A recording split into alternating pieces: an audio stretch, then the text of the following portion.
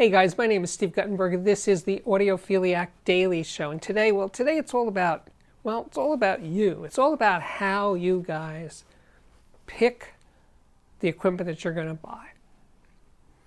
Now, I'm coming to this basically from my experiences as a salesman. I sold high-end audio for 16 years, so therefore I had a lot of experience watching people going through the process of figuring out what they were going to buy. And I was, I guess the best way to describe it, I was their guide, right? They would say, well, I'm looking for speakers, $1,000. I heard about these, I heard about those. I'd say, sure, okay, how big is your room? What kind of electronics do you have? I'd say, okay, let's go into room 3 and I'll play you some stuff, right? So it was a dance of sort, because I would listen to that information and more, and what kind of music did they listen to, how loud did they listen, were they in a relationship, were they single, all of those factors would lead to certain choices, right?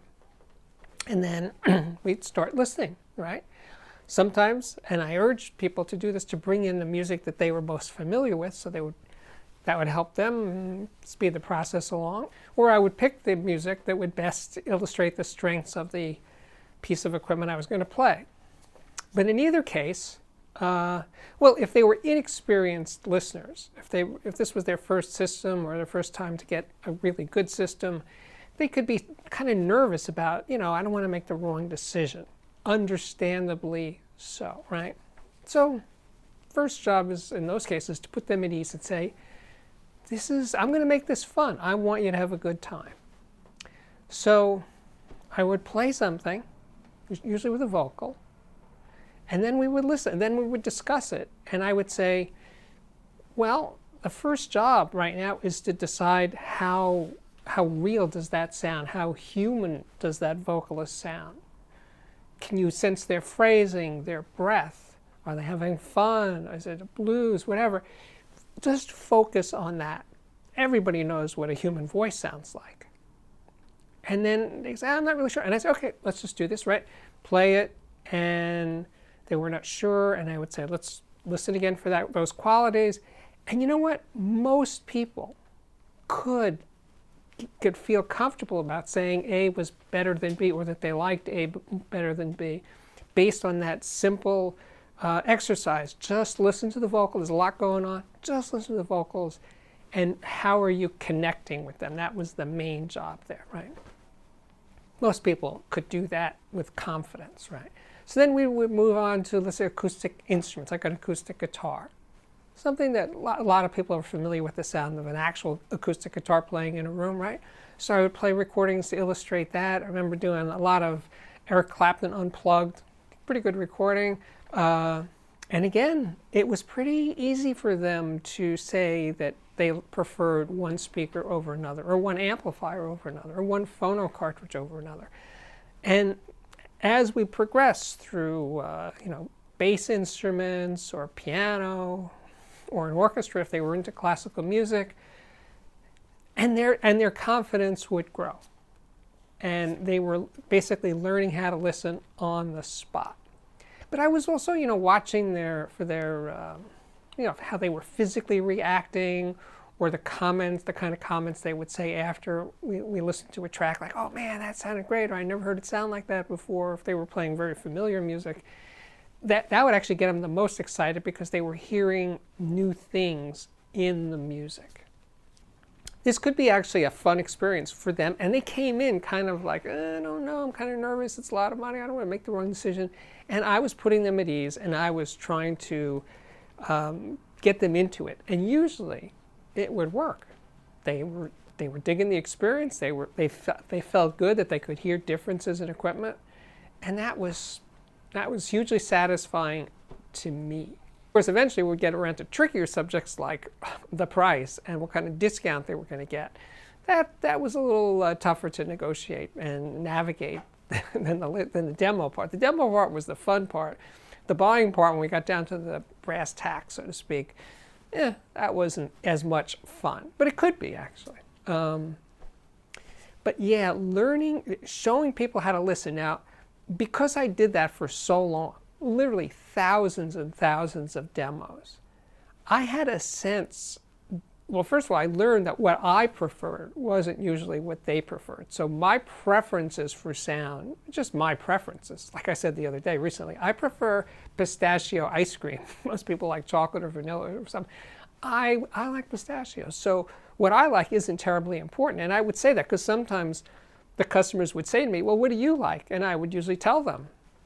I'd say, but it's not, I'm not the one buying this thing, you are. So I have to figure out, I would say to them, I have to figure out to get into your head, sort of be an audio shrink and help you get to that point where you were confident about making a decision, right?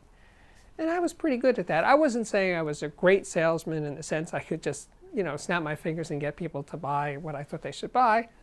No, not at all. But in terms of helping people get to that point, I was actually a really good salesman. So it's kind of like that now, except we don't have that conversation, right? I'm here to try to help you guys figure out what to get, but we can't have a discussion about it. A little tiny bit sometimes in the comments, but basically I'm describing what I hear. And hopefully if the things that I'm saying this product does sound like the things that you're looking for, well then that means that, well, you should sort of go in that direction. But it doesn't guarantee satisfaction. It's not like actually hearing it. Now, of course, people could say, well, it sounded different in the hi-fi store than it does in your house. Well, yeah, it does. But at least in the store, you could compare A to B to C to D to E to F and hear relative differences in the same room. Now we can't do that. Now all you got is, unless you can, and if you have a store, definitely support it, and hopefully they will treat you well.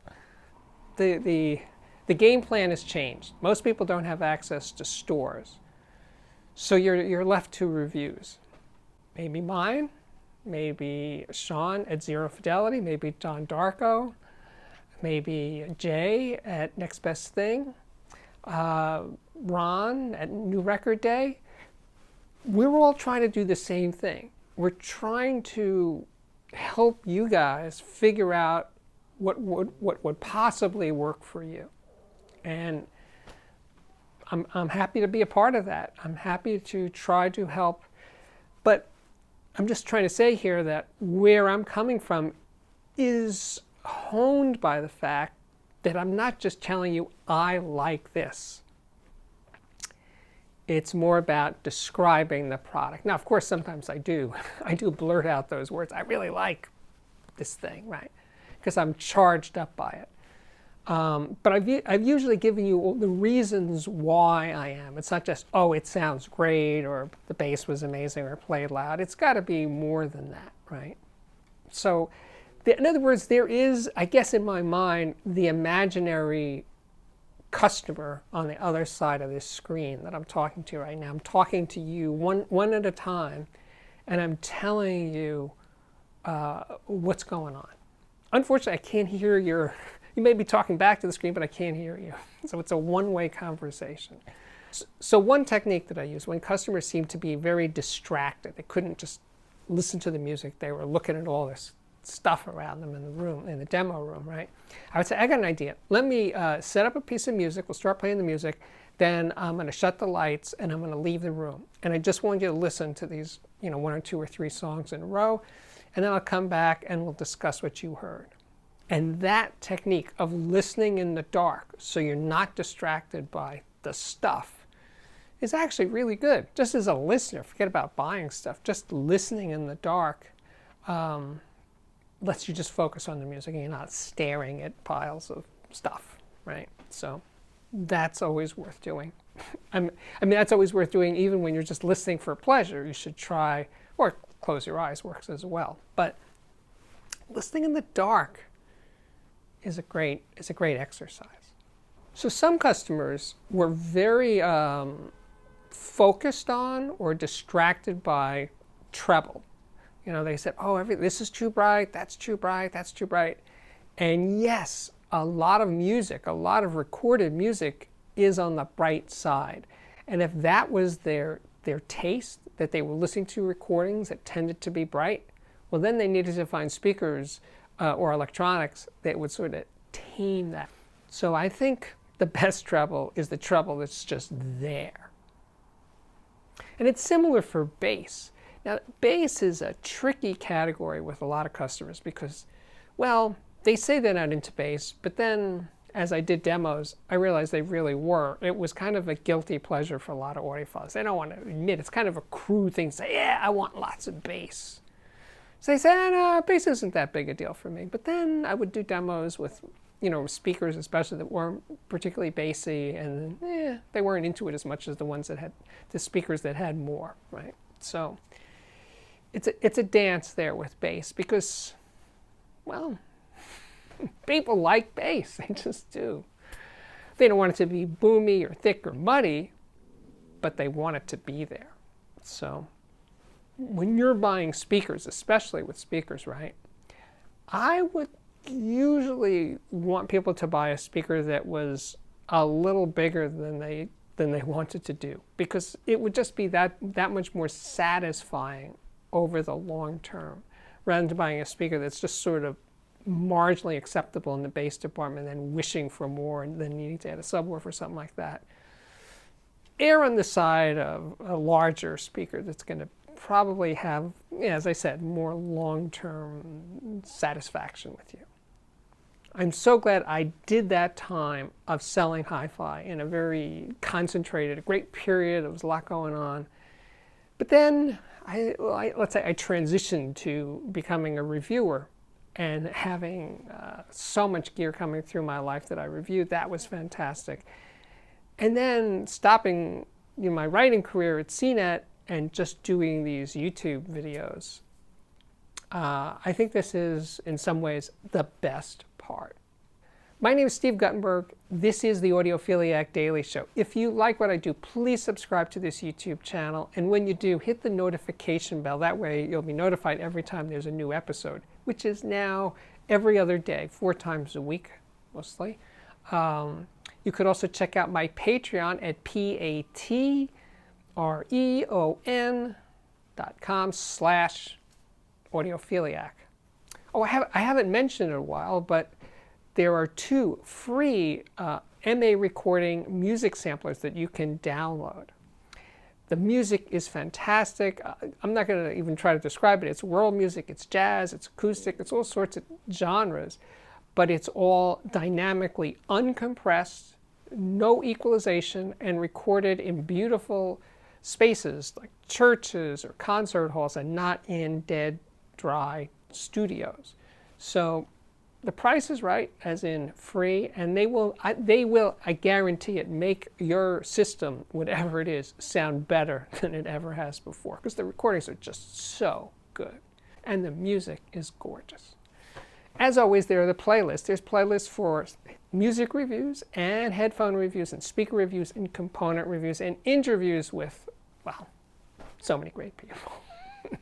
Anyway, thanks again for watching. I really do hope to see you back here again very, very soon. Bye-bye.